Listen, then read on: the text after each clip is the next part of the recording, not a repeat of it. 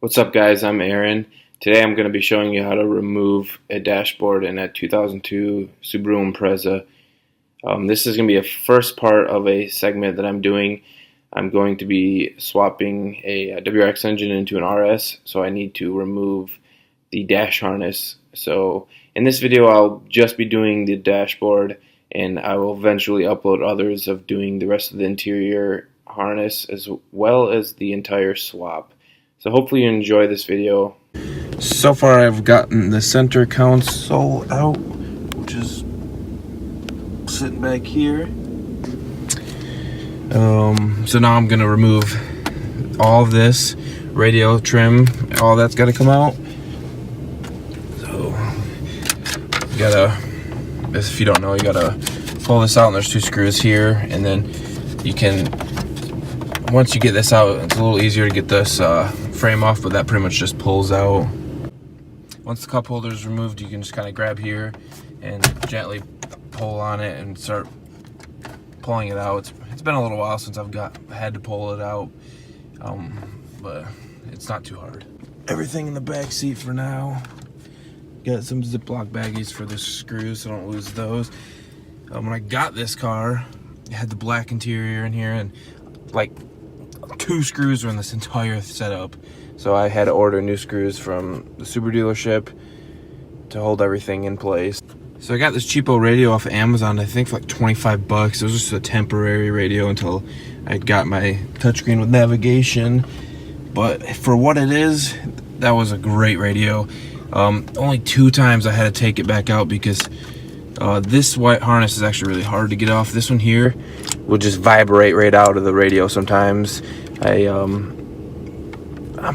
I've heard of it being an issue with that radio from other people, but for 25-30 bucks off Amazon, it was a heck of a deal. So I would buy it again if you're on a budget. So now this just pulls right out, and then you got a plug behind here to disconnect. Okay, now you got some screws to get this out. Anyways, you got there, here, and right here, and then I'll get to taking out all this in a moment. Okay, now we're gonna move over to the center. The glove box, which pretty much is the screws all around it. Take those out, and there's some up inside of there need to come out as well, and the whole thing should come right out. Okay, I got glove box out, and now I'm gonna start working on this, which we have screw here right up in that corner, and I haven't watched any videos on how to remove this yet, but I believe there might be one under here. Not sure if that needs to come out back there or not, but I'll figure it out. Over there first. Okay, so there's a little screw clip here, a screw over here, and one over in that corner, and then you just kind of pull it. The rest, I believe, is just clips over here as well. Yep, that's a clip right there, and you gotta disconnect these wires in here, and then it should just come right down. Boom. Okay, this was a little hard to get off. I took the screw out of this, and then this, you just take a flathead and push it into the little hole, and this should pop right out pretty easily.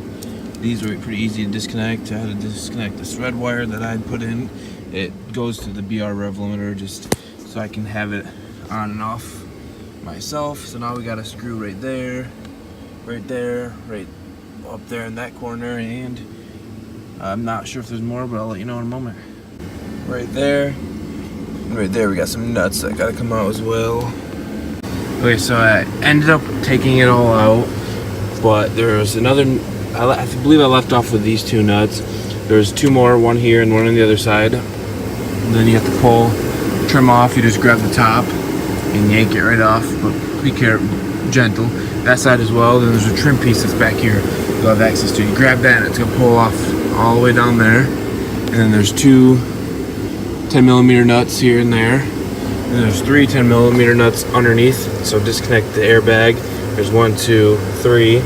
These are 10mm as well. I forgot to mention that. And then once that's off, you can follow your gauge cluster wires down, which should be, there's 2 harnesses under here. This one and the one that's going to be right next to it, which is kind of hidden back there. Disconnect those, and it'll pull right up with the dash. The dash will kind of come up and out. It's pretty simple.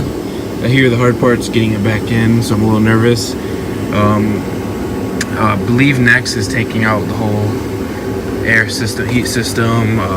You got to remove this. You got to remove everything. So it's a really crappy process, but we'll get it done. Get this harness swapped and be ready for the new JDM EJ205.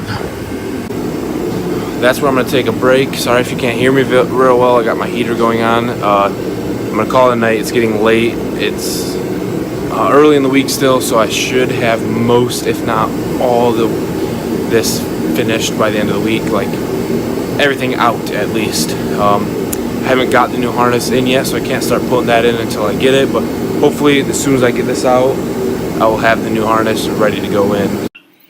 Okay, that's going to be the end of this segment. This was just removing the dash and getting that out of the way. Now the next section is going to be removing the entire dash harness, which will be a long process. So anyways, that video probably won't be up for maybe a week or maybe even longer.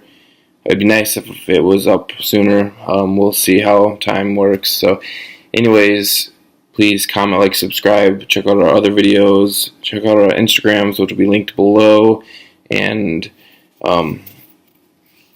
thank you.